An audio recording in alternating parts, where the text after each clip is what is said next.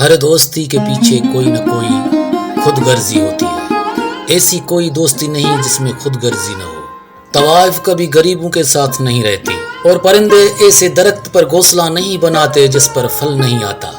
Subscribe کر دیجیے صاحب۔ سانپ کا ڈنگ مکھی کا منہ اور بچھو کا ڈنگ زہر ہے، اس طرح بد کردار ان سے بھرا ہوا ہے۔ جو اپنے گھر والوں سے بہت زیادہ لگاؤ رکھتا ہے اسے خوف اور پریشانی کا سامنا کرنا پڑتا ہے، کیونکہ تمام مصائب کی جڑ لگاؤ ہے۔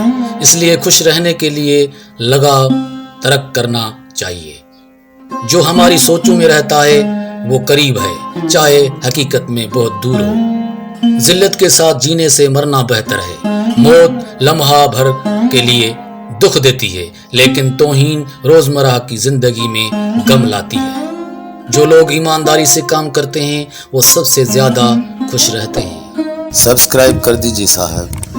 ان رشتوں کی آزمائش اس وقت نہ کرو رشتہ دار مشکل میں ہو، دوست مصیبت میں ہو اور بیوی سخت مشکل میں ہو۔ متوازن ذہن جیسی کوئی سادگی نہیں، کنایت جیسی کوئی خوشی نہیں، لالچ جیسی بیماری نہیں، احسان جیسی کوئی خوبی نہیں۔ سبسکرائب کر دیجیے صاحب۔ اگر کسی کی طبیعت اچھی ہے تو اسے کسی اور خوبی کی کیا ضرورت ہے؟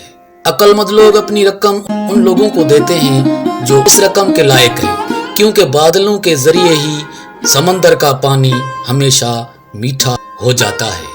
جو خوشی اور سکون انسان کو روحانی سکون کی امرت سے سیر ہو کر حاصل ہوتا ہے وہ لالچی لوگوں کو ادھر ادھر بھٹکنے سے نہیں ملتا۔ ایک بہترین چیز جو شعر سے سیکھی جا سکتی ہے وہ یہ ہے کہ جو کچھ بھی کرنا ہو اسے پورے دل اور بھرپور کوشش سے کرے۔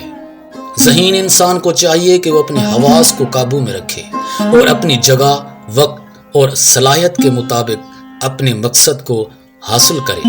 جو لوگ اللہ تک پہنچنا چاہتے ہیں ان کے لیے پاکیزگی گفتار، دماغ، حواس اور مہربان دل کی ضرورت ہے۔ سبسکرائب کر دیجیے صاحب، پیسہ تھوڑی لگتا ہے۔